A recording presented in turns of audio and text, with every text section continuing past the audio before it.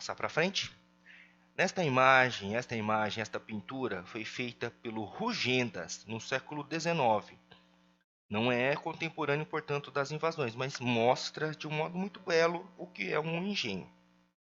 Na parte central, nós vemos uma moenda, e o resto está dividido em pelo menos três partes. Os animais do primeiro plano, escravos africanos ou afrodescendentes do segundo plano, e a elite branca que está dando ordens para os escravos.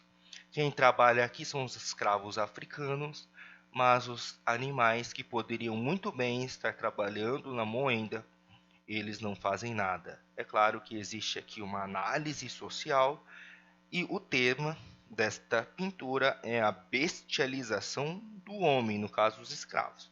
Animais não fazem nada e os escravos africanos estão abaixo dos animais, trabalhando ali a mando do senhor de engenho. Senhor de engenho.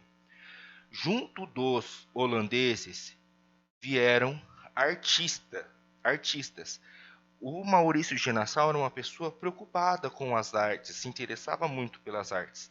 E um destes artistas que veio a retratar a realidade brasileira, graças a Deus, né, tem eles, para nos mostrar uma visão diferente do que era o Brasil colônia, o Albert Ecaute. Albert Ecaute. A pergunta, isso daqui eu também extraí de uma questão do Enem. Aqui, ó, temos uma mulher tapuia, uma mulher tupi, uma mulher mameluca e uma mulher negra. Uma mulher negra. Olha só de que modo, como são diferentes as representações dessas quatro mulheres. Uma mulher tapuia que está levando inclusive partes de pessoas totalmente nua. Aqui provavelmente seja uma farinha seca. Olhe só como a mulher tupi está sendo representada. Uma mãe trabalhadora está levando ali ó, a criança no colo, comida na cabeça, cobrindo as suas vergonhas, né? Cobrindo as suas partes genitais. Uma mulher mameluca, totalmente coberta, já com um vestido ali muito branco, vaidosa, né? Levando flores, com flores na cabeça. Na paisagem aqui a gente tem caju, aqui tem banana. E a mulher negra também, mãe de família. Aqui o moleque está segurando uma espiga de milho. A mulher está levando frutas, provavelmente para o seu senhor. E aqui provavelmente uma palmeira. Cheguei a perguntar no Facebook que árvore que é essa, porque eu não consegui identificar. Provavelmente seja uma palmeira washingtoniana. Um colega, um amigo acabou me falando, e uma amiga também, mas eu não tenho certeza. Talvez seja uma palmeira leque, não tenho certeza. Vou pedir para vocês lerem este exercício em casa, agora para não ficar extensa a aula. Ó, leiam em casa, façam em casa este exercício, pausem o vídeo. Alternativa correta, eu falo depois.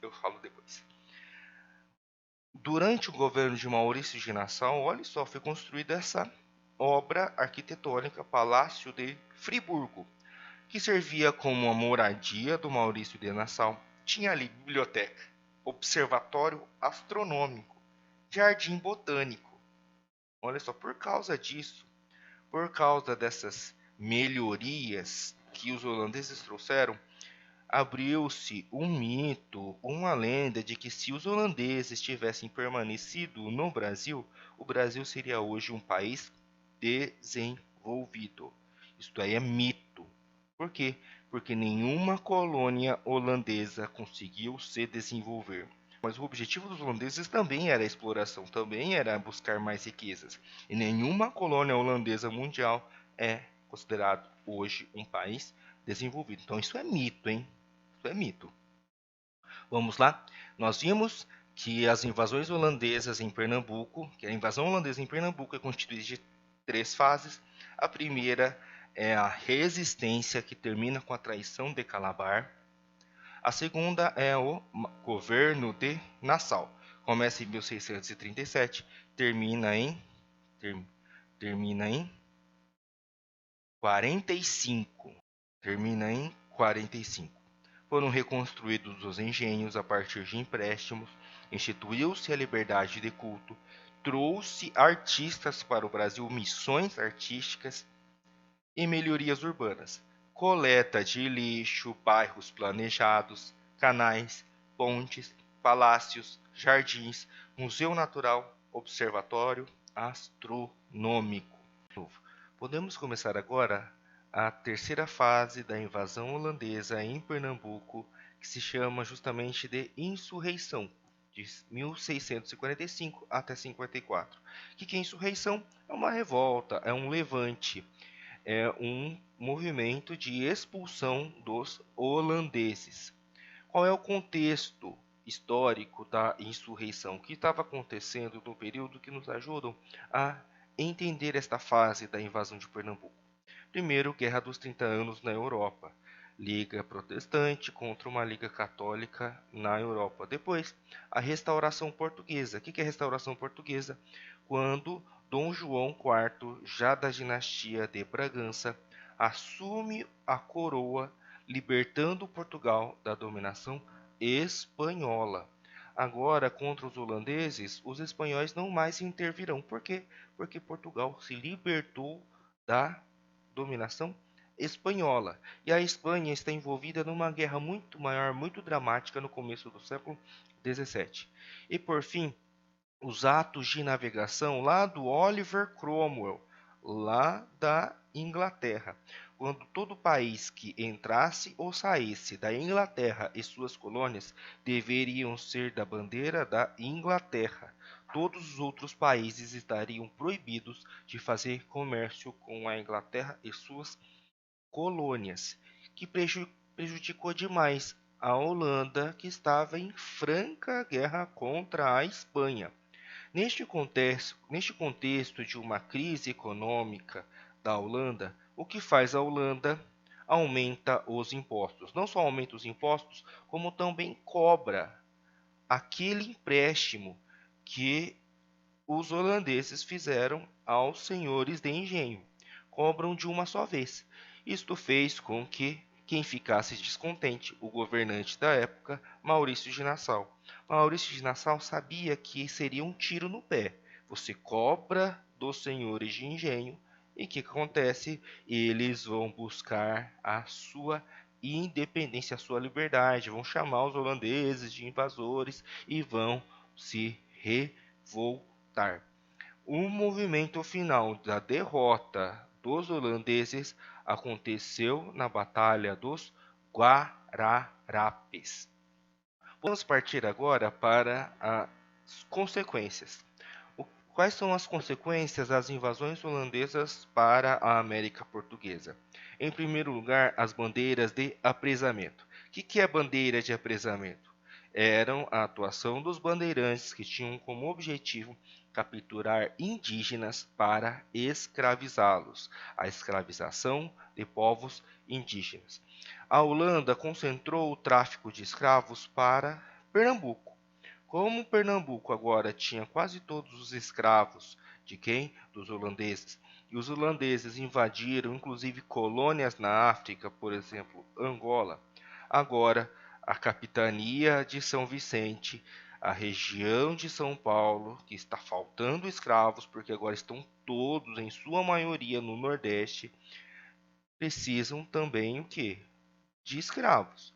E contratam bandeirantes para escravizar indígenas. Então, durante as invasões holandesas, há um aumento das bandeiras de apresamento, contratadas por quem? Por paulistas, em lugar onde havia uma carência de escravos africanos.